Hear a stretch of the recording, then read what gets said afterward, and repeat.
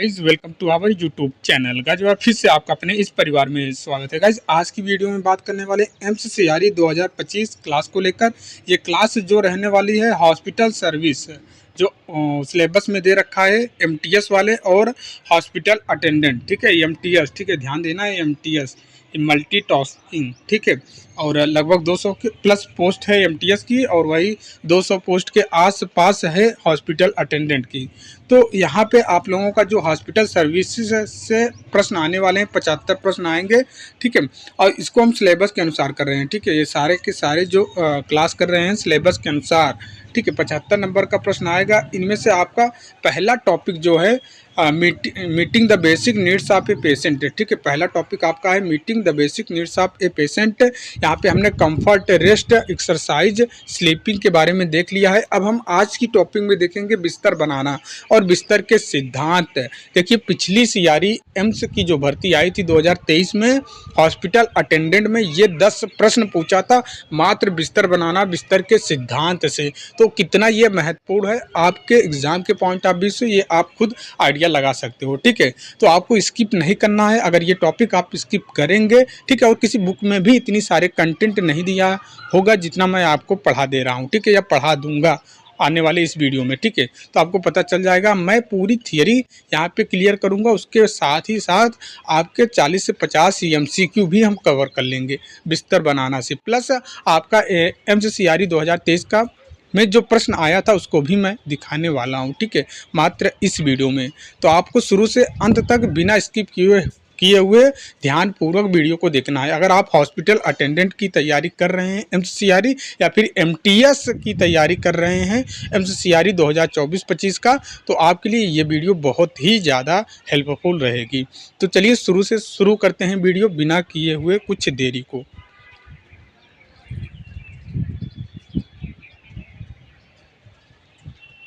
तो सबसे पहले हम जानेंगे बिस्तर बनाने की प्रक्रिया, इसका परिभाषा, सिद्धांत और बिस्तर बनाने के प्रकार, ये सब कुछ हम डिस्कस करेंगे। देखिए, बिस्तर बनाना ऐसे ही, जब बिस्तर आप मेकिंग करते हैं तो ऐसे ही आपको दिखाई देता है बिस्तर। यहाँ पे आपको एक चीज़ दिखाई दे रहा होगा, ठीक है, ये, ठीक है, ये जो मुड़ा हुआ है इतना, इसको फैन फोल्ड के नाम से जानते हैं। किसके नाम से? फैन फोल्ड के। और ये सिर से यहाँ से इसकी जो डिस्टेंस रहती है 12 इंच। ठीक है, 12 इंच की दूरी पे, सिर से लेकर 12 इंच की दूरी पे फैन फोल्ड किया जाता है। क्लियर? ये पॉइंट इंपॉर्टेंट है। ठीक है, और यहीं पे आपको कॉर्नर में ये जो यहाँ पे बनाते हैं अच्छा लगने के लिए, ठीक है, बिस्तर को दबाते हैं, उसको फोल्ड करते हैं। ठीक है, कॉर्नर बनाते हैं तो उसको क्या बोलते हैं? मीटर कॉर्नर बोलते हैं। ठीक है, इस चीज़ को आपको क्लियर करना पड़ेगा। देखिए, नर्सिंग में बिस्तर बनाना एक आवश्यक प्रक्रिया है जिसमें नर्स, ठीक है, नर्सें अस्पताल या अन्य स्वास्थ्य सेवा संस्थानों में क्लाइंट के आराम के लिए विभिन्न प्रकार के बिस्तर बनाने की प्रक्रिया स्थिति के अनुसार रोगी के, ठीक है, रोगी को आराम सुनिश्चित करती हैं। या क्लाइंट की स्थिति, उद्देश्य और प्रक्रियाओं जैसे खुला बिस्तर, बंद बिस्तर, व्यस्त बिस्तर, हृदय संबंधी बिस्तर, ठीक है, कार्डियक बिस्तर। तो आपको ये चीज़ देखना पड़ेगा क्या, कि नर्सिंग में बिस्तर बनाना एक आवश्यक प्रक्रिया है जिसमें नर्सें अस्पताल या अन्य स्वास्थ्य सेवा संस्थानों में क्लाइंट के आराम के लिए विभिन्न प्रकार के बिस्तर बनाने की प्रक्रिया बिस्तर के अनुसार रोगी के आराम को सुनिश्चित करती हैं। या क्लाइंट की स्थितियों, ठीक है, उद्देश्य और प्रक्रियाओं जैसे खुला बिस्तर, बंद बिस्तर, व्यस्त बिस्तर और हृदय संबंधी बिस्तर, फ्रैक्चर बिस्तर, कंबल बिस्तर आदि के आधार पर भिन्न हो सकता है। ठीक है, चलिए, अस्पताल में बिस्तर बनाने की प्रक्रिया में नर्सों की प्रमुख भूमिका होती है, इसलिए एक नर्स को बिस्तर बनाने की प्रक्रिया, उचित मानक और तकनीक को सीखना और उनका पालन करना चाहिए। ठीक है, क्यों पढ़ना पड़ रहा है बिस्तर के बारे में? नर्स को क्यों जानकारी चाहिए? क्योंकि अस्पताल में जो बेड बनाने का प्रोसेस है, यहाँ पे नर्सों की प्रमुख भूमिका रहती है, इसलिए नर्स की जिम्मेदारी हो जाती है कि सही तरीके से टेक्निक सीख जाएं बिस्तर बनाना।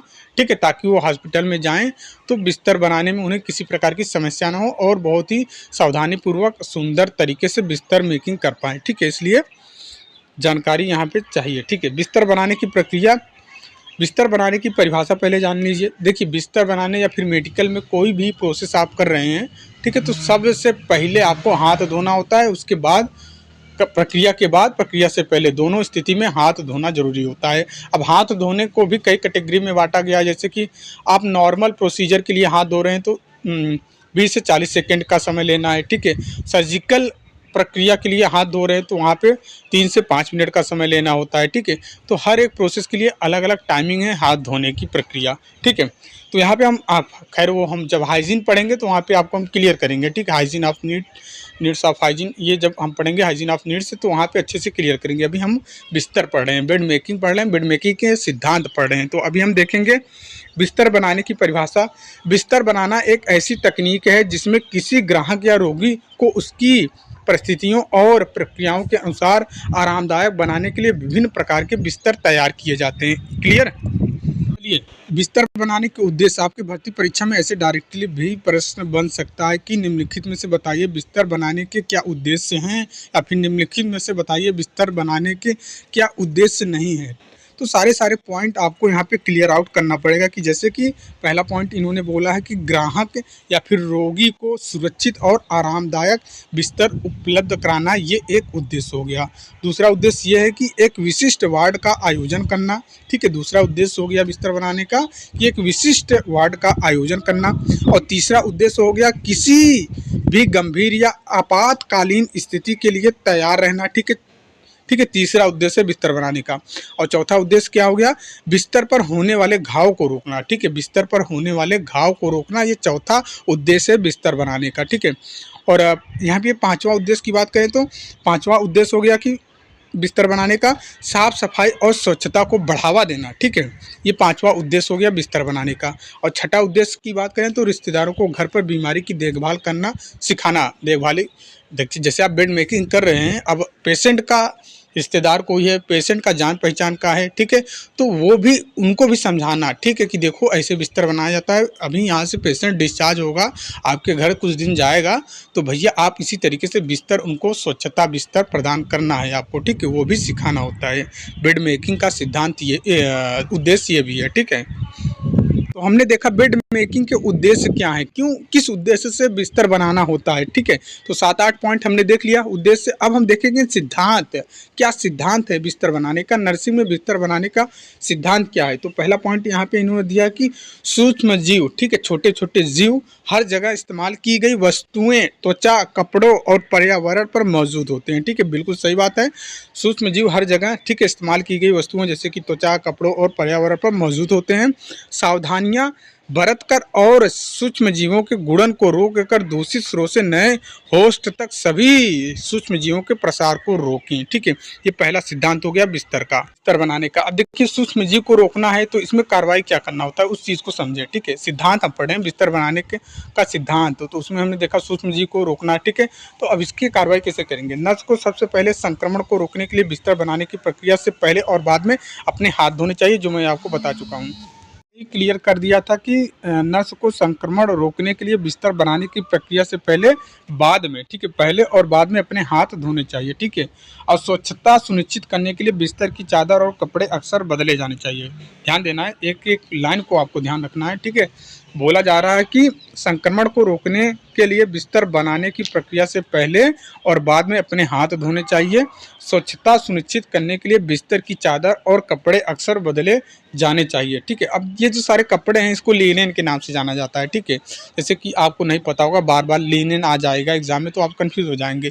तो जो भी मटेरियल यूज हो रहा है बिस्तर बनाने में, जैसे कि यहाँ पे बॉटम सीट हो गया, मैकिंटॉश हो गया, ठीक है, उसके बाद टॉप सीट हो गया, फिर उसके बाद कंबल हो गया। तो ये सारे जो बिस्तर हैं के मटेरियल्स हैं, इन्हीं सभी को लिनेन के नाम से जाना जाता है। किसके नाम से? लिनेन के नाम से, ठीक है। मतलब गंदे बिस्तर को आप बोल सकते हो, ठीक है, या फिर गंदे मटेरियल को लिनेन के नाम से जाना जाता है, ठीक है। क्लियर? तो चलिए नेक्स्ट, वही बोल रहा है कि बार बार बदलने की ज़रूरत होती है, ठीक है। धूल हटाने के लिए चादर को धीरे से हिलाएं, ठीक है। अब जो आप धूल हटाने के लिए चादर को धीरे से हिलाएं, बिस्तर के कपड़ों को ना फड़फड़ाएं। बिस्तर को आप फड़फड़ा रहे हैं, ठीक है, जोर से पटक रहे हैं, तो उसमें जो धूल रहेगा, जो गंदगी रहेगा, आपको भी खतरा पहुंचाएगा, ठीक है। और आज उनके देखिए बिस्तर ऐसा तो है नहीं पेशेंट है, क्योंकि अगल बगल जो लोग रहेंगे, ठीक है, अगल बगल इनके जो मरीज रहेंगे, तो आप इनका बिस्तर चेंज कर रहे हो। अब चादर उठाया, जोर से झटक दिया तो इनके पास चला जाएगा, वही धूल इनके पास भी चले जाएगा, उनके फर्श पे चले जाएंगे, आसपास की चीज़ों पे चले जाएंगे। इसलिए बोला जाता है कि बहुत ही मतलब धीरे से बिस्तर को हटाना होता है, ठीक है। इस चीज़ को आपको क्लियर करना पड़ेगा, ठीक है। अब देखिए, कपड़ों को न फड़फड़ाए, क्योंकि इससे धूल और बैक्टीरिया आसानी से फैल सकते हैं, वही बात बोला गया है, ठीक है। धूल और सूक्ष्म जीवों के सीधे संपर्क को रोकने के लिए चादर को मोड़कर नर्स से दूर रखना चाहिए, ठीक है। नर्स से दूर रखना चाहिए आपको, उचित दूरी, जैसे कि आप बिस्तर बना रहे हो या बिस्तर हटा रहे हो, ठीक है, ये बिस्तर है, ठीक है, आप यहाँ पे खड़े हो तो यहाँ पे कुछ उचित डिस्टेंस होना चाहिए, ठीक है, उचित प्रकार से डिस्टेंस होना चाहिए, ठीक है। नहीं तो जो इसमें सूक्ष्म जीव इन्फेक्टेड हैं आपके पास संपर्क में आ सकते हैं, इस चीज़ को ध्यान में रखना पड़ेगा। नेक्स्ट है कि बिस्तर और इकाइयों की दैनिक सफाई और धूल झाड़ने से वे धूल और सूक्ष्म जीवों से मुक्त रहेंगे। साबुन और पानी, हवा और धूप उन्हें साफ रखने में मदद करेंगे। अब देखिए, नम डस्टिंग की सिफारिश की जाती है, क्योंकि सूखी डस्टिंग, ध्यान देना है, नम डस्टिंग की सिफारिश की जाती है क्योंकि सूखी डस्टिंग धूल उठाती है। बूंदों के संक्रमण को रोकने के लिए नर्सों को रोगियों से आवश्यक दूरी बनाए रखनी चाहिए। पहले कम दूषित क्षेत्र को साफ करें और फिर साफ उच्च दूषित क्षेत्र को साफ करें, ताकि साफ क्षेत्र में सूक्ष्म जीवों का प्रसार कम हो। कहने का मतलब कि ये जो कम गंदा है, जहाँ पे कम एरिया गंदा है, कम गंदा एरिया बात करें तो सिर की तरफ से कम स्टार्ट करना होता है, ठीक है। सिर की तरफ से आप नीचे की ओर आ जाएंगे, ठीक है। सिर की तरफ से नीचे पैर की तरफ की सफाई की जाती है जब आप प्रोसेस करने थे। जैसे कि आप सबसे पहले क्या रहता है, बिस्तर आप बनाने जा रहे हो तो बिस्तर को पहले बारी बारी से आसानी से हटाना होता है। सारी हटाने के बाद जो बिस्तर पे फोम रहता है, गद्दा टाइप का रहता है ना फोम, तो उसको पहले साफ करना होता है, उसको साफ करना होता है, ठीक है। तो आप उसको अच्छे तरीके से साफ करेंगे, ठीक है, टॉवल के माध्यम से या फिर जो चीज़ रहता है उसको यूज़ करके हल्का सा पानी से इसको सर के तरफ से स्टार्ट करना है। पूरा इस पर पोछा टाइप का हल्का सा लगा देना है, ऊपर और नीचे, ठीक है, और साइड की रेलिंग वगैरह ये सब साफ कर देना होता है, ठीक है। साफ करने के बाद बिस्तर बनाने का प्रोसेस स्टार्ट करते हैं। तो वही बोल रहा है कि सबसे कम दूषित एरिया से स्टार्ट करें और उच्च ज़्यादा दूषित क्षेत्र को साफ करें, ताकि साफ क्षेत्र में सूक्ष्म जीव, ठीक है, का प्रसार कम से कम हो। लिनेन, देखिए आ गया ना वर्ड लिनेन, जो मैंने आपको बताया, ठीक है। ये देखिए लिनेन को लॉन्ड्री में भेजने से पहले उन्हें कीटाणु रहित किया जाना चाहिए, ठीक है। लिनेन मतलब वही हो गया क्या, गंदे बिस्तर, ठीक है, चादर, जो सारे मटेरियल यूज किए हैं, ठीक है, जैसे कि बॉटम सीट हो गया, ठीक है, मैकिंटॉश हो गया, उसको ड्रॉ सीट हो गया, टॉप सीट हो गया, कंबल हो गया, इनको लॉन्ड्री में, इन्हीं गंदे बिस्तर को ही लिनेन के नाम से जाना जाता है। अब इनको लॉन्ड्री में भेजने से पहले अब कोई इसको ट्रांसपोर्ट करेगा, हाथ से ले जाएगा, ठीक है, हालांकि अलग से ट्रे में रखा जाता है, ठीक है, ट्रे पकड़ के जाता है, लेकिन उसको भेजने से पहले उसको कीटाणु रहित किया जाता है, सैनिटाइज वगैरह ये भी जो चीज़ें होती हैं, ठीक है। उसके बाद लॉन्ड्री में भेजा जाता है धुलने के लिए, ठीक है। अब जिन नर्सों को श्वसन संबंधी संक्रमण है उन्हें ग्राहकों की देखभाल नहीं करनी चाहिए। अब जिनको श्वसन संबंधित संक्रमण है, क्योंकि मास्क लगाएंगे तो और तकलीफ होगी सांस लेने में, ठीक है, और वैसे बिना मास्क लगाए के आपके प्रोसेस कर नहीं सकते हो, तो उन्हें क्या करना चाहिए, ग्राहकों की देखभाल नहीं करनी चाहिए। क्लियर। चलिए अब नेक्स्ट हम पॉइंट की ओर चलेंगे। दूसरे पॉइंट में है कि एक सुरक्षित और आरामदायक बिस्तर आराम और नींद प्रदान करेगा और बिस्तर पर पड़े ग्राहकों के लिए कई जटिलताओं से बचाएगा, जैसे बिस्तर घाव, पैर का गिरना।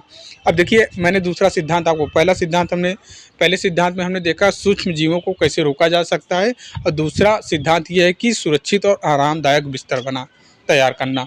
और सुरक्षित और आरामदायक बिस्तर तैयार करना क्यों, क्योंकि भैया बिस्तर के घाव, मान लीजिए कि सपोज दैट पीठ पे ही घाव है, पैर में ही घाव है, तो आप ऐसा कंफर्ट बिस्तर तैयार करिए रोगी के लिए, ताकि उसको दिक्कतें और ना हो। और भी जो अल्सर होने की संभावना है, अब भैया मरीज कई दिन रह सकता है, जैसे सर्जरी वाला हो या भी और किसी चीज़ वाला है, तो कई दिन तक उसको वहीं पे रहना है, लेटना है, तो बिस्तर आरामदायक रहेगा, तो उसको लेटने में घाव नहीं होगा, ठीक है, विभिन्न प्रकार की झुर्रियाँ हैं, ये सब चीज़ें नहीं पड़ेंगी त्वचा पे। इसलिए बिस्तर को आरामदायक और बढ़िया तरीके से तैयार किया जाता है।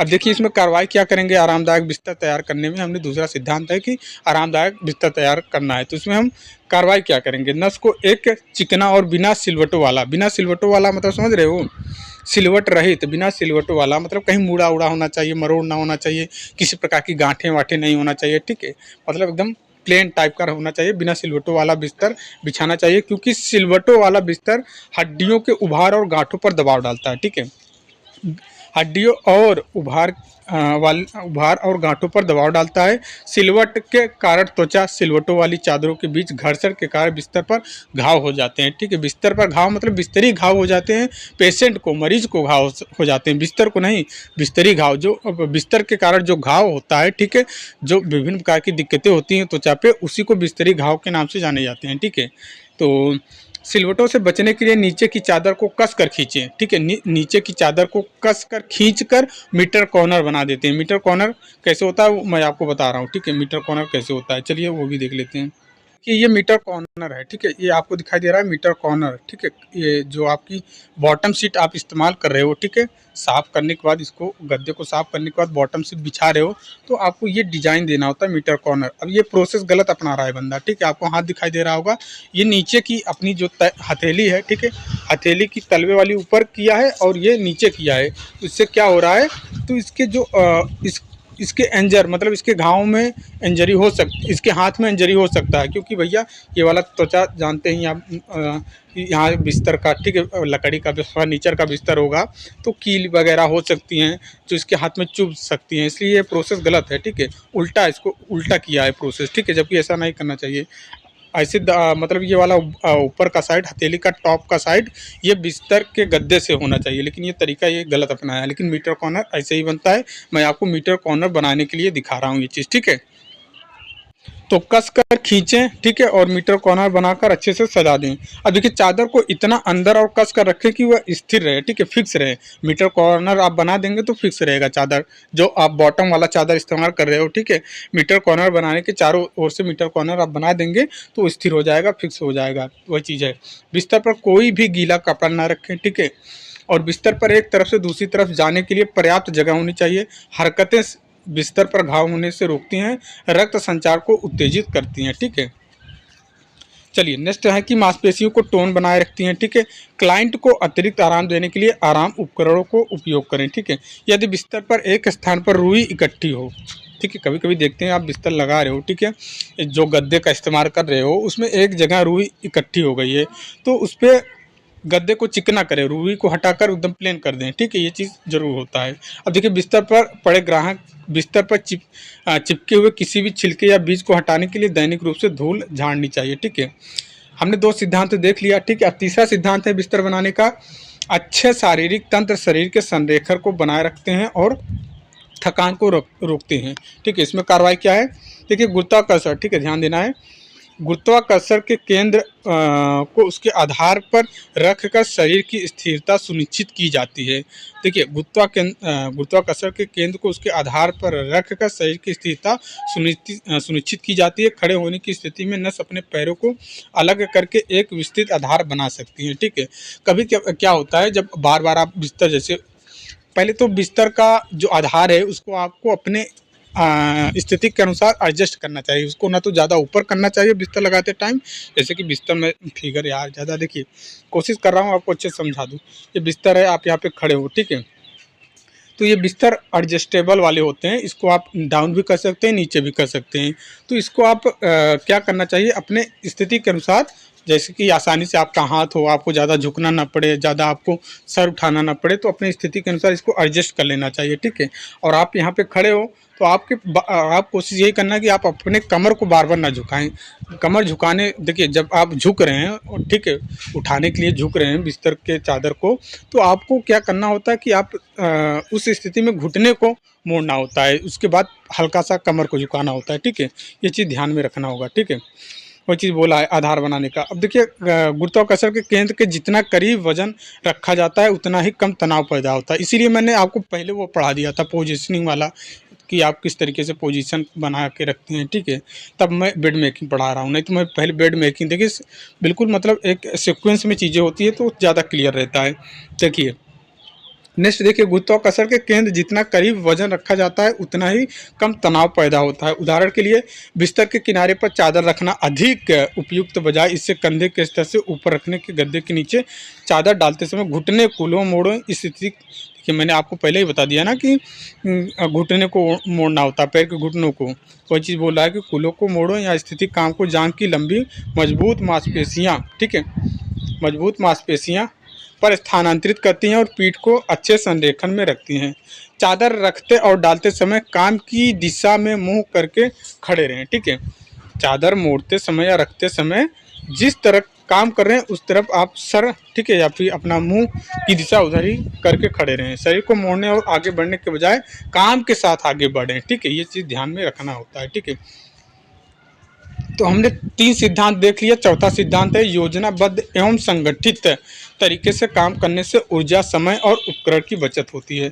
चलिए अब इसकी कार्रवाई क्या करेंगे। योजनाबद्ध जो चौथा सिद्धांत है, तो बिस्तर बनाने की प्रक्रिया शुरू करने से पहले सभी वस्तुओं को इकट्ठा करें, ठीक है। ये नहीं कि आप मरीज को उघारे छोड़ दिए हैं, ठीक है, उघारे छोड़ के चले गए हैं, आपने बॉटम सीट लाया, टॉप सीट लाना ही भूल गए, मैकिनटॉश लाना ही भूल गए, तो आप चले जाएं उसको छोड़कर उघारे आधा अधूरा काम करके मैकिनटॉश लेने।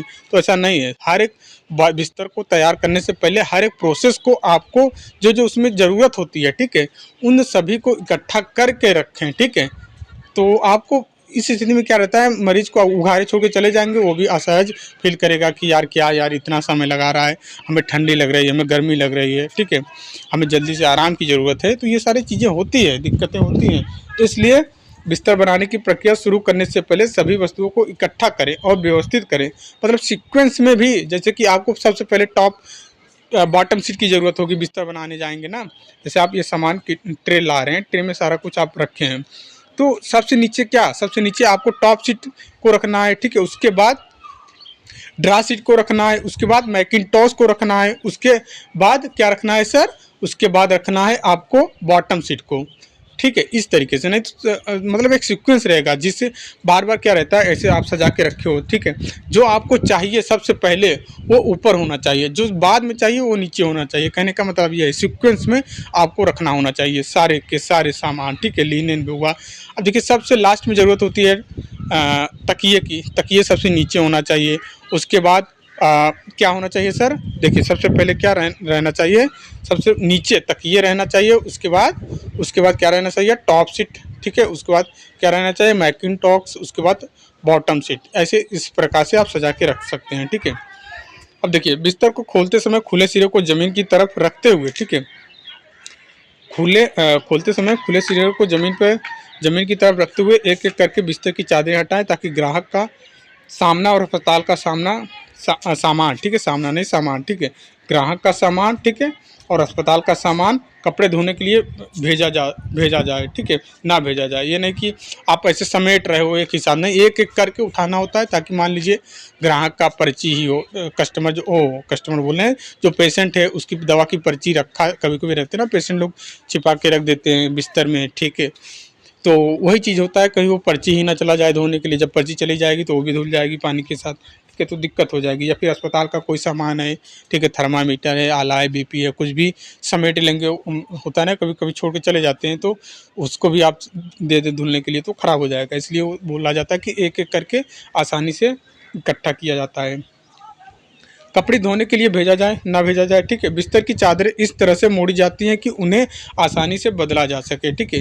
मतलब 6 रूल का यहाँ पे होता है, 6 फोल्ड का रूल अपनाया जाता है।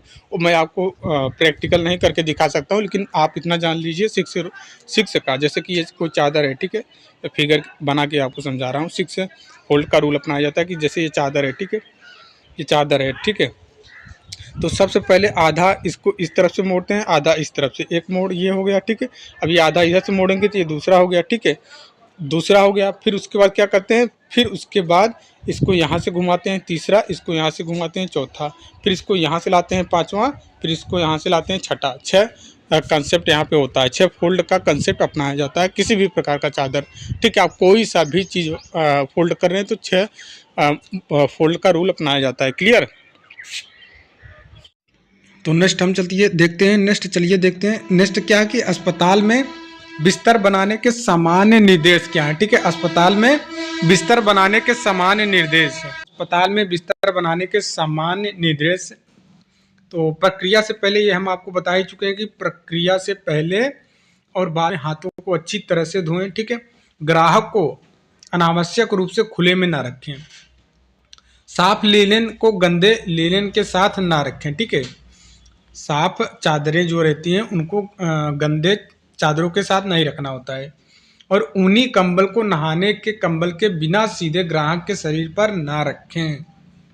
नेक्स्ट पॉइंट में है कि हमेशा सुनिश्चित करें कि ग्राहक बिना अस्तर के मैकिनटोश पर ना लेटें, ठीक है। जैसे ग्राहक, मैकिनटोश का काम क्या रहता है, रबड़ का रहता है, तो ध्यान देना मैकिनटोश जो यहाँ पे आया है यह रबड़ के रहता है, ठीक है।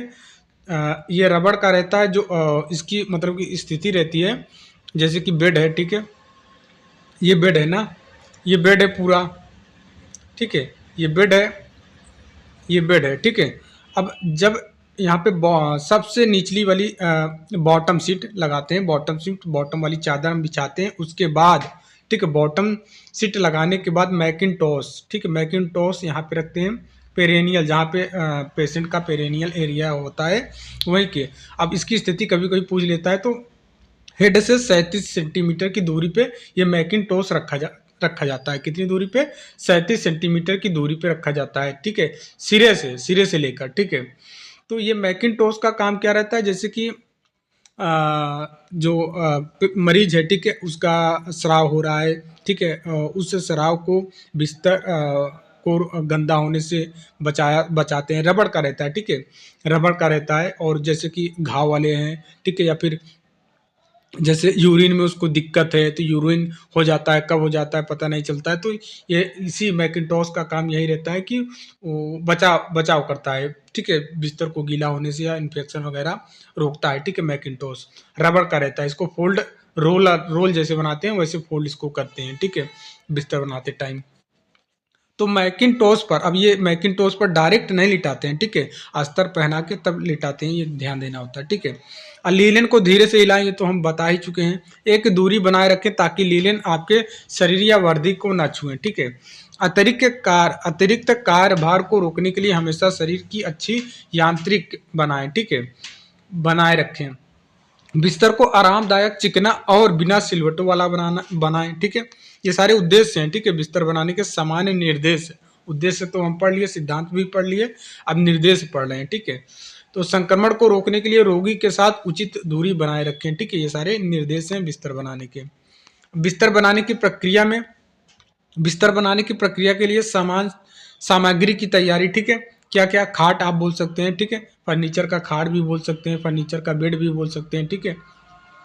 चलिए, तो गद्दा और तकिया, ठीक है, गद्दा और तकिया नेक्स्ट है।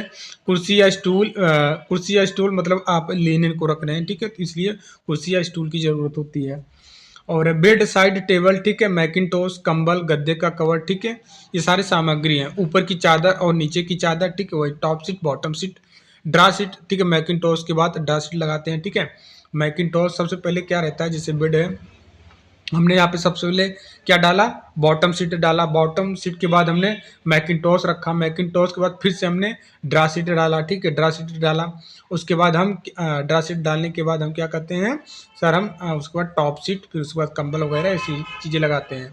उसके बाद तकिया पे कवर लगाते हैं। फिर उसके बाद काउंटर पेन, ठीक है, काउंटर पेन रहता है ऊपर, सबसे बेड के सबसे ऊपर काउंटर पेन रहता है।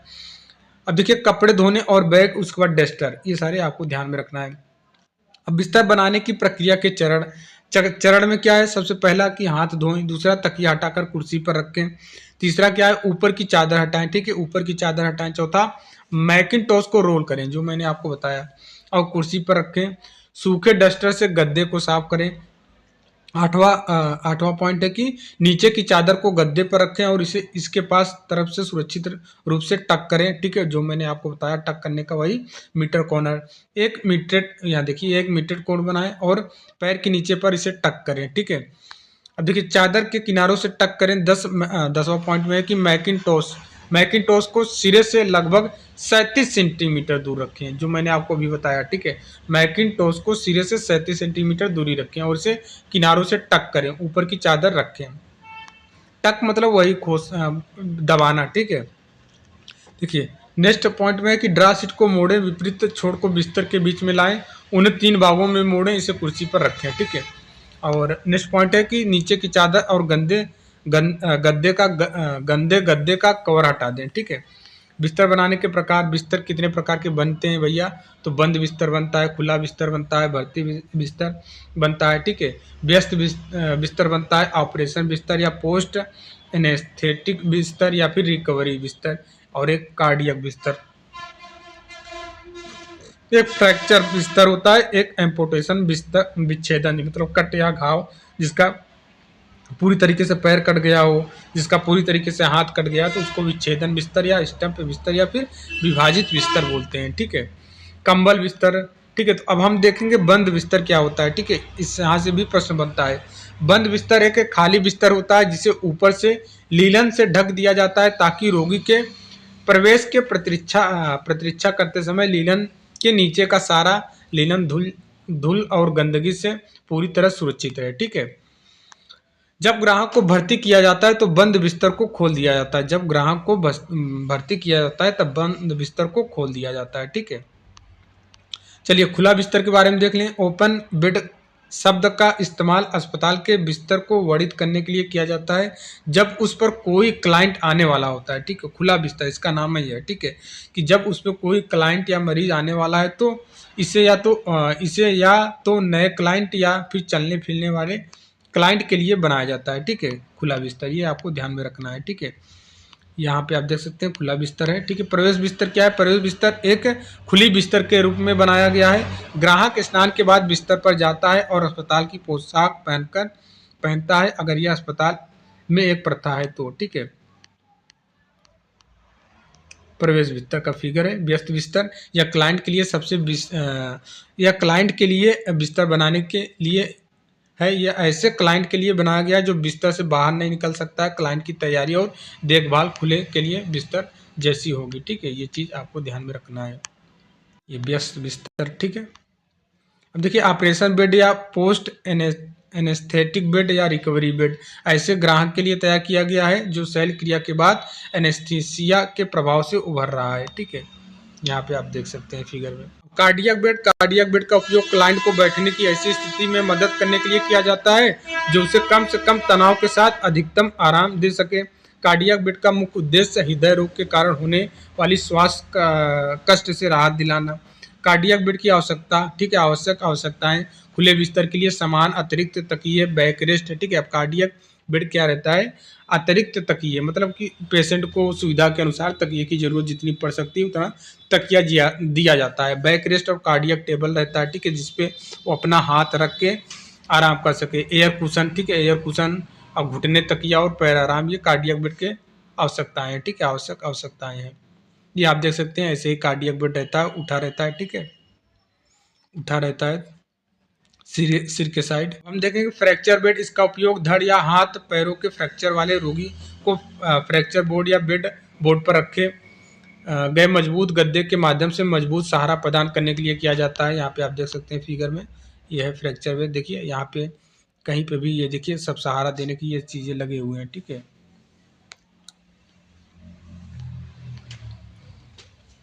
अब देखिए विच्छेदन बिस्तर या स्टंप बिस्तर या फिर विभाजित बिस्तर क्या होता है?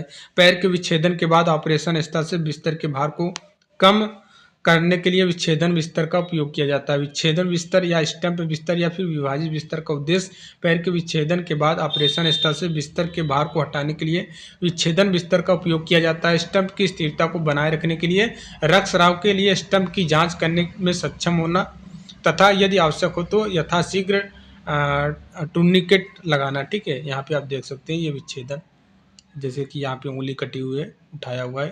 अब देखिए कंबल बिस्तर क्या है? या कंबल बिस्तर गुर्दे की बीमारी से पीड़ित ग्राहक के लिए, ठीक है, ध्यान देना है, कंबल का बिस्तर जो होता है गुर्दे की बीमारी से पीड़ित ग्राहक के लिए त्वचा के माध्यम से उत्सर्जन को बढ़ावा देने के लिए बनाया गया है। ठीक है। कंबल बिस्तर का उद्देश्य क्या है? दर्द वाले जोड़ों से बिस्तर के कपड़ों का भार हटाना, ग्राहक की गर्मजोशी बनाए रखने के लिए त्वचा के माध्यम से उत्सर्जन को प्रोत्साहित करना। ये देखिए कंबल बिस्तर है, फिगर में दिखाई दे रहा है। अब देखिए हम एमसीक्यू लगाएंगे यहाँ से। देखिए यहाँ कुंभ मेला है प्रयागराज में, तो बहुत भारी भरकम भीड़ है। तो रोड के देखिए कमरे में अंदर है लेकिन रोड के बाहर इतनी ज़्यादा शोर लोगों की सुनाई दे रही है कि आपको डिस्टर्बिंग होगा। ठीक है। बहुत ज़्यादा भीड़ है। ठीक है। महाकुंभ के और इस बार वायरल महाकुंभ हो गया है, पूरा वायरल हो गया, पूरे विश्व में महाकुंभ, प्रयागराज महाकुंभ का ही चर्चा है। बेड मेकिंग का मुख्य उद्देश्य क्या है? तो बेड मेकिंग का मुख्य उद्देश्य क्या है आपको बताना है। आपके पास 4 ऑप्शन है, ठीक है। इसका राइट आंसर हो जाएगा मरीज को आराम प्रदान करना। व्याख्या आप पढ़ सकते हैं, व्याख्या भी लिखा गया है हर एक प्रश्न का। अब देखिए, ऑक्यूपाइड बेड बनाने के दौरान सबसे महत्वपूर्ण बात क्या है, ठीक है। ऑक्यूपाइड बेड बनाने के दौरान सबसे महत्वपूर्ण बात क्या है, ठीक है। ऑक्यूपाइड बेड बनाने के दौरान सबसे महत्वपूर्ण बात क्या है सर? तो मरीज को गिरने से बचाना, ठीक है, मरीज को गिरने से बचाना। ऑक्यूपाइड बेड बनाते समय मरीज की सुरक्षा प्राथमिकता होती है ताकि उन्हें किसी प्रकार की चोट ना पहुंचे। देखिए, सर्जिकल बेड कब तैयार किया जाता है? आपके पास ऑप्शन है सर्जिकल बेड, इसका नाम ही है तो सर्जरी से पहले, ठीक है। ऑप्शन नंबर 1 करेक्ट हो जाएगा। सर्जिकल बेड को सर्जरी से पहले इस तरह तैयार किया जाता है कि मरीज आसानी से उस पर लेट सके और संक्रमण से बचा जा सके। नेक्स्ट प्रश्न आपको बताना है कि मरीज को डिस्चार्ज करने के बाद कौन सा बेड तैयार किया जाता है? तो कौन सा बेड तैयार किया जाता है? क्लोज बेड, ठीक है। मरीज के डिस्चार्ज के बाद बेड को पूरी तरह से साफ और क्लोज किया जाता है ताकि अगला मरीज उस पर उपयोग कर सके, ठीक है, उसका उपयोग कर सके। नेक्स्ट प्रश्न है कि स्ट्रेचर से, ठीक है, ध्यान देना है, स्ट्रेचर से मरीज को बेड पर शिफ्ट करते समय किस तकनीक का उपयोग किया जाता है? तो हम आपको बताएं ड्रा सिट मेथड से, ठीक है। ड्रा सीट का उपयोग, ध्यान देना व्याख्या में, ड्रा सीट का उपयोग करके मरीज को स्ट्रेचर से बेड पर शिफ्ट करना आसान और सुरक्षित होता है। नेक्स्ट प्रश्न है कि बेड बेड क्रैडल का उपयोग कब किया जाता है? तो कब किया जाता है सर? इसका करेक्ट आंसर बताना है। नेक्स्ट प्रश्न का करेक्ट आंसर बताना है, बेड क्रैडल का उपयोग कब किया जाता है सर? तो जब घाव पर दबाव से बचने के लिए, ठीक है, ऑप्शन नंबर सी, घाव पर दबाव से बचने के लिए बेड क्रैडल का उपयोग उन मरीजों के लिए किया जाता है, ठीक है, जिनके घाव पर दबाव नहीं पड़ना चाहिए, ठीक है।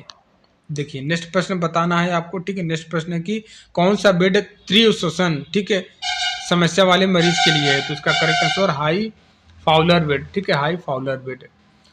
हाई फाउलर पोजीशन में मरीज को बैठाकर श्वसन प्रक्रिया को सुगम बनाया जाता है। नेक्स्ट प्रश्न आपको बताना है सर, कौन सा उपकरण, ठीक है, कौन सा उपकरण का उपयोग बेड मेकिंग में नहीं होता है? तो थर्मामीटर का उपयोग नहीं होता है, ठीक है, थर्मामीटर का उपयोग शरीर का तापमान मापने के लिए किया जाता है, ना कि बेड मेकिंग में। नेक्स्ट प्रश्न बताना है आपको कि पोस्ट ऑपरेटिव बेड में कौन सी विशेषता होती है? तो कौन सी विशेषता होती है? चादर एक तरफ फोल्ड की जाती है, ऑप्शन नंबर सी करेक्ट हो जाएगा। पोस्ट ऑपरेटिव बेड में मरीज को शिफ्ट करने में आसानी के लिए चादर एक तरफ फोल्ड की जाती है। नेक्स्ट प्रश्न आपको बताना है सर, बेड मेकिंग के दौरान सबसे पहले कौन सा कदम उठाया जाता है? तो सबसे पहले बेड को साफ करना होता है, ठीक है, बेड को साफ करना होता है मरीज के लिए सुरक्षित, हालांकि हाथ होता तो हाथ आप लिख देते कि हाथ धोना, ठीक है। मरीज के लिए सुरक्षित और स्वच्छ वातावरण सुनिश्चित करने के लिए बेड मेकिंग की शुरुआत सफाई से होती है, ठीक है।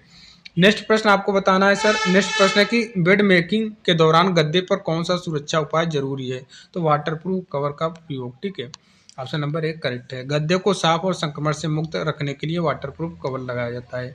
नेक्स्ट प्रश्न है कि ऑक्यूपाइड बेड तैयार करते समय मरीज की स्थिति कैसी होनी चाहिए? तो मरीज की स्थिति कैसी होनी चाहिए सर? साइड लिट, ठीक है, साइड में इसको करवट दिला देते हैं, ठीक है, side lit, option number 1 correct हो जाएगा।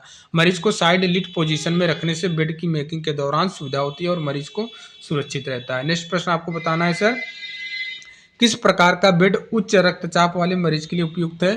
तो इसका correct answer option number B हो जाएगा, फाउलर बेड, ठीक है, फाउलर बेड, ठीक है, ध्यान देना है, बिल्कुल ये इंपॉर्टेंट है। फाउलर पोजीशन में मरीज को थोड़ा ऊपर उठाकर रखने से रक्त प्रवाह नियंत्रण होता है, रक्त प्रवाह मतलब उच्च रक्तचाप के लिए, ठीक है, इंपॉर्टेंट है प्रश्न। नेक्स्ट प्रश्न है कि कौन सा उपकरण फ्रैक्चर बेड की आवश्यक होता है? फ्रैक्चर बेड पर आवश्यक होता है, इसका करेक्ट आंसर ट्रैक्शन बेड, ठीक है, ट्रैक्शन बेड जो है फ्रैक्चर बेड पर आवश्यक होता है। ट्रैक्शन सेट, ठीक है, ट्रैक्शन सेट है। फ्रैक्चर मरीज के बेड पर ट्रैक्शन सेट का उपयोग हड्डियों को स्थिर करने के लिए किया जाता है, ठीक है।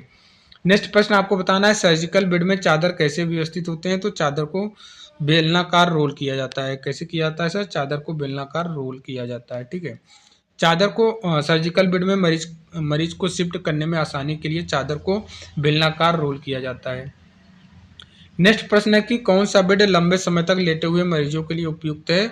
तो कौन सा है वो सर? इसका करेक्ट आंसर एंटी, ठीक है, एंटी का correct answer option number C हो जाएगा, एंटी डिक्यूबिटस बेड, ठीक है, एंटी डिक्यूबिटस बेड जो है लंबे समय तक लेटे हुए मरीज के लिए उपयुक्त होता है। ठीक है, नेक्स्ट प्रश्न हम चलेंगे।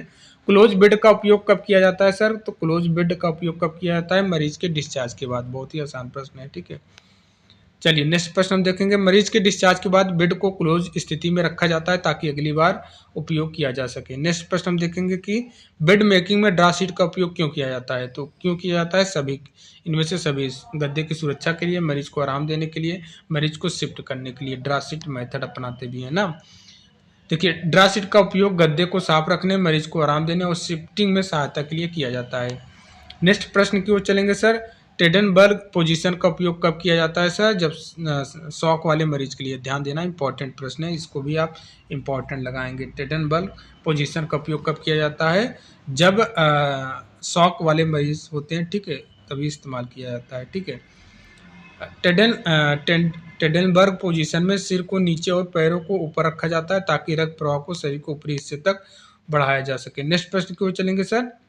मरीजों को, ठीक है, मरीजों को बेड पर आरामदायक स्थिति में रखने के लिए किस उपकरण का उपयोग किया जाता है? तो यहाँ पे आपको देखना है कौन सा, बैक रेस्ट। ठीक है, back rest, option number D correct हो जाएगा। ठीक है, बैक रेस्ट का उपयोग मरीज को आरामदायक स्थिति में बैठने या लेटने के लिए किया जाता है।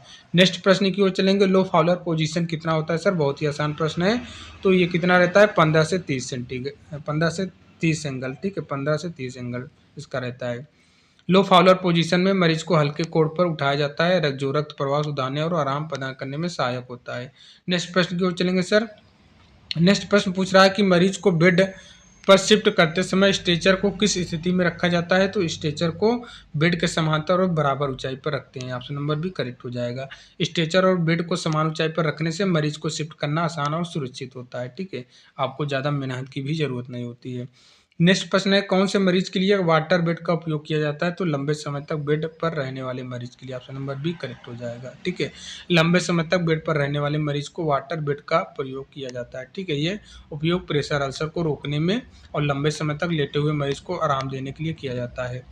नेक्स्ट प्रश्न देखेंगे। बेड मेकिंग में मीटर कॉर्नर का तकनीक उपयोग किसके लिए किया जाता है? ठीक है, मीटर कॉर्नर जो आपको हमने बताया कि मीटर कॉर्नर बनाया जाता है, इस तकनीक का उपयोग किसके लिए किया जाता है सर? चादर को बेड पर मजबूती से टिकाने के लिए प्लस आकर्षित लगने के लिए, मतलब अट्रैक्टिव लगे, अच्छा लगे। ठीक है, सुंदरता भी बढ़ जाती है मीटर कॉर्नर बनाने से। ठीक है, इसका right answer option number 1 correct हो जाएगा। देखिए, अब इसको व्याख्या पढ़ लेना। ठीक है, कौन सा बेड मरीज के तापमान को नियंत्रित करने में सहायक होता है? तो कौन सा है सर? इसका करेक्ट आंसर बताइए। राइट आंसर हो जाएगा एयर बेड। ठीक है, air bed, option number C. ठीक है, एयर बेड का उपयोग मरीज के शरीर का तापमान नियंत्रित करने और अल्सर को बचाव के लिए किया जाता है। नेक्स्ट प्रश्न आपको बनाना है सर। नेक्स्ट प्रश्न पूछा जा रहा है कि ऑक्यूपाइड बेड तैयार करते समय ड्रा शीट को कैसे बदला जा सकता है? ठीक है, कैसे बदला जाता है? तो मरीज को साइड में करके। ऑप्शन नंबर बी करेक्ट हो जाएगा। ठीक है, ड्रा शीट को बदलने के लिए मरीज को साइड में कन्वर्ट किया जाता है ताकि उन्हें असुविधा ना हो। ठीक है, नेक्स्ट प्रश्न की ओर चलेंगे। प्रोन पोजीशन में मरीज को रखने के लिए कौन सा बेड सबसे उपयुक्त है? तो इसका करेक्ट आंसर ऑप्शन नंबर, ठीक है, option number C flat bed. ठीक है, फ्लैट बेड। ठीक है, flat bed, option number C correct हो जाएगा। देखिए, प्रोन पोजीशन में मरीज को पेट के बल लिटाने के लिए फ्लैट बेड उपयुक्त होता है। प्रश्न नंबर नेक्स्ट देखेंगे। कौन सा उपकरण मरीज को गिरने से बचाव करता है? ठीक है, तो साइड में जो रेलिंग लगी रहती है वो यही मरीज को गिरने से बचाता है। ठीक है, साइड रेलिंग का उपयोग मरीज को बेड से गिरने के बचाने के लिए किया जाता है, खासकर बच्चों और बेहोश मरीजों के लिए। ठीक है, नेक्स्ट प्रश्न की ओर चलेंगे सर। नेक्स्ट प्रश्न पूछा जा रहा है कि बेड मेकिंग के दौरान गद्दे पर झुर्रियाँ क्यों नहीं होनी चाहिए? मतलब रिकल्स क्यों होने नहीं चाहिए, या फिर सिलवटें क्यों नहीं होना चाहिए? क्योंकि प्रेशर सोर्स को रोकने के लिए ये प्रेशर सोर्स को रोकने के लिए ऐसा होता है। ठीक है, ऑप्शन नंबर सी करेक्ट हो जाएगा। नेक्स्ट प्रश्न है कि कौन सा बेड मेकिंग प्रकार इमरजेंसी में किया जाता है? तो इमरजेंसी में कौन किया जाता है सर? Surgical bed. ठीक है, ऑप्शन नंबर सी। ठीक है, सर्जिकल बेड इमरजेंसी स्थितियों में उपयोग किया जाता है जहां मरीज को तुरंत शिफ्ट करना आवश्यक होता है। ठीक है, इसलिए उसको रोलिंग करके बेड को करते हैं। ठीक है, कौन सा उपकरण बेड के सिर को ऊपर उठाने में सहायक होता है? तो कौन सा उपकरण सर?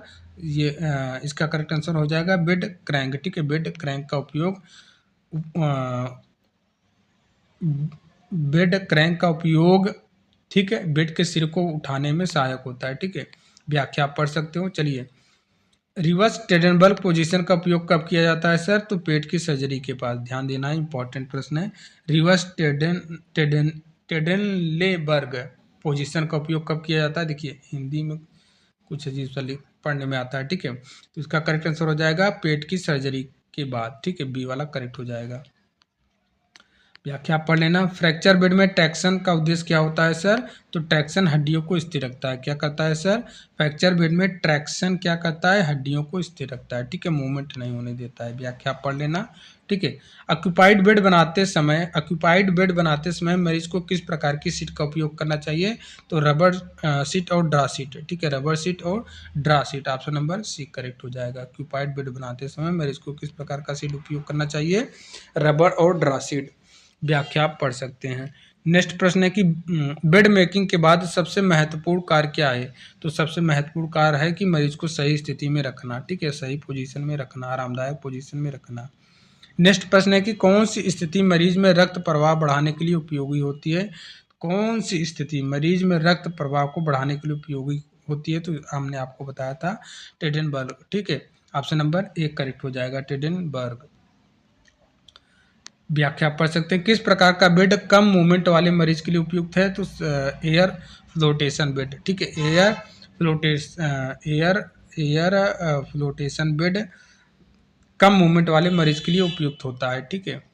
नेक्स्ट प्रश्न आपको बताना है कि चेंजिंग द लिनन प्रक्रिया में क्या सावधानी बरतनी चाहिए? तो गंदी चादर को झटकना नहीं चाहिए तेजी के साथ, ठीक है।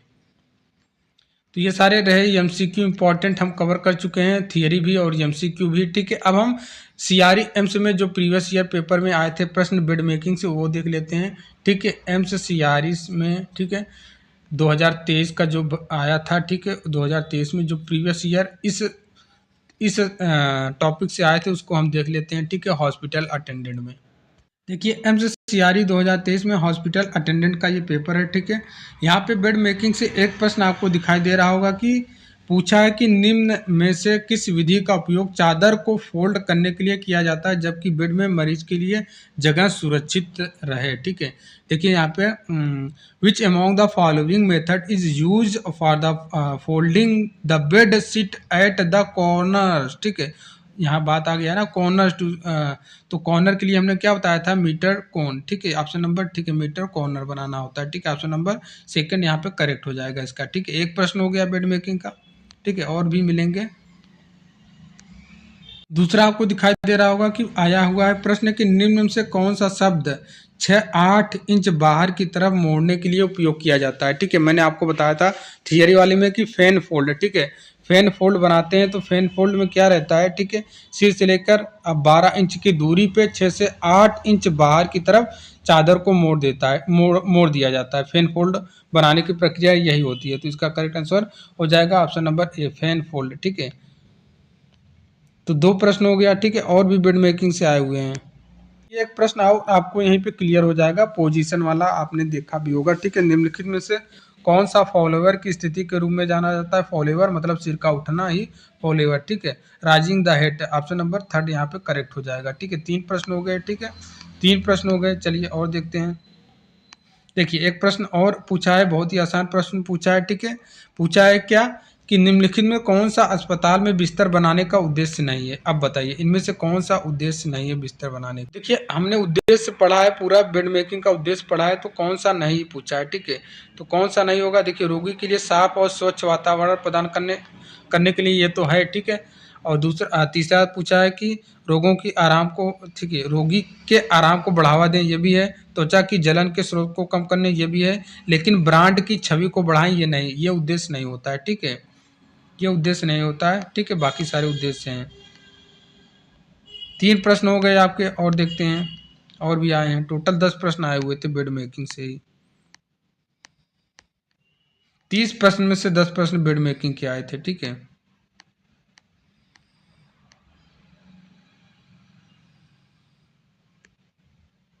ये एक प्रश्न और ये यहाँ पे पूछा है, ठीक है। पूछा है कि निम्न से किस प्रकार के फोल्ड से रोगी के पैर की उंगलियों के बीच अतिरिक्त स्थान प्रदान करने के लिए बनाया जाता है? तो भैया ये क्या हो जाएगा? पैर की उंगली की प्लेट, ठीक है। पैर की अंगुली की प्लेट, ऑप्शन नंबर 4 ये करेक्ट हो जाएगा। ठीक है, देखिए नेक्स्ट 4 हो गया, ये 5वां प्रश्न है बेड मेकिंग का। ये देखिए 5वां प्रश्न पूछा है कि निम्न से किस प्रकार की का फोल्ड मरीज को स्थानांतरित करने के बाद ढीला नहीं होता है। तो यही करेक्ट, इसका करेक्ट आंसर हो जाएगा मीटर कॉर्नर। ठीक है, ये मजबूती से भैया, इसलिए मीटर कॉर्नर से। देखिए 2 प्रश्न तो हो गए, ये टोटल 6 प्रश्न हो गए हैं। ठीक है, 6 प्रश्न है। अब देखिए ये 7वां प्रश्न है, पूछा है कि निम्न प्रकार से बिस्तर में कौन सा, ठीक है यहाँ पे देखना है, निम्न प्रकार से बिस्तर में कौन सा उस रोगी के लिए होता है जो जब रोगी बिस्तर को बाहर निकलने के लिए प्रतिबंधित किया जाता है। तो क्या होता है वो, कौन सा बिस्तर होता है सर? उसका करेक्ट आंसर हो जाएगा अधिग्रहित, ऑक्यूपाइड बेड। ठीक है, ऑक्यूपाइड बेड। हिंदी अजीब सा है, ठीक है, लेकिन इंग्लिश पे आपको ध्यान देना है। ऑक्यूपाइड बिस्तर हो जाएगा इसका करेक्ट आंसर। तो ये कितने हो गए? 7 प्रश्न हो गए टोटल। ठीक है, अब देखिए एक प्रश्न और है, ये 8वां प्रश्न है। ठीक है, ये 8वां प्रश्न है, पूछा है क्या, गंदे लिनन के संबंध में निम्नलिखित प्रक्रियाओं में से कौन सा ध्यान रखना जरूरी होता है? लिनन को शरीर के पास रखना चाहिए क्या? ठीक है, या फिर लिनन को शरीर से दूर रखना चाहिए? यही तो सही बोला है, ऑप्शन नंबर 2। ठीक है, ऑप्शन नंबर 2। देखिए यहाँ पे कितना हो गए? 8 प्रश्न हो गए ना, 8 प्रश्न हो गए। और आए हैं पूरे 10 प्रश्न आए थे, 10। देखिए एक और आया है यहाँ पे, देखिए 9 वाला नंबर, 930 वाला। देखिए पूछा है कि गंदे लीलन को चौकरे आकार में तय करने के बाद की प्रवृत्ति निवृत्त किया जाता है, क्योंकि इसका करेक्ट आंसर पूछा है क्योंकि यह सूक्ष्म जीवों द्वारा, ठीक है, यह सूक्ष्म जीवों द्वारा संचरण को कम करता है। ठीक है, फोर्थ वाला करेक्ट हो जाएगा। टोटल 9 प्रश्न हो गए। ठीक है, 9 प्रश्न आए थे बेड मेकिंग से आपके। 30 प्रश्न में से देखिए 30 ही था यहाँ पे। हॉस्पिटल सर्विस से रिलेटेड जो डोमेन सब्जेक्ट था, केवल 30 प्रश्न पूछा था। ठीक है, और 30 में से 10 प्रश्न आपके बेड मेकिंग से ही थे। बताइए, आउट ऑफ 30 में से, देखिए 30 में से 10th प्रश्न मानना पड़ेगा। ठीक है, बेड मेकिंग तो कितना इंपॉर्टेंट है। ये आपके बेड मेकिंग अब यहाँ पे समाप्त होता है। नेक्स्ट टॉपिक जो आएगा स्प्लिंट से आएगा। ठीक है, तो वहाँ पे हम देखेंगे, उसके बाद आगे का जो टॉपिक बच रहे हैं उसको हम पढ़ाएंगे। ठीक है, तो उम्मीद करते हैं, देखिए ये हम फिजिकल नीड्स में देख रहे थे। उसके बाद हम जो हाइजीन नीड्स है उसको देखेंगे। ठीक है, हाइजीन नीड्स के बारे में देखेंगे। फिजिकल नीड्स अब आपका ये 2 वीडियो में समाप्त होता है। अब हाइजीन नीड्स से हम नेक्स्ट पार्ट में हाइजीन नीड्स के बारे में देख लेंगे। ठीक है, तो उम्मीद करते हैं वीडियो आपको पसंद आया होगा। ठीक है, बाकी जो भी गलतियाँ होंगी आप कमेंट करके बता देना, उसको सुधार किया जाएगा नेक्स्ट वीडियो में। तो मिलते हैं नेक्स्ट वीडियो में, तब तक के लिए जय हिंद, जय भारत। ऐसे ही वीडियो पाने के लिए आप चैनल पर नए हो तो चैनल को सब्सक्राइब कर सकते हैं, बेल आइकन को प्रेस कर सकते हैं अगर आपको एम्स में सिलेक्शन लेना है तो। ठीक है, तो मिलते हैं नेक्स्ट वीडियो में, तब तक के लिए जय हिंद, जय भारत।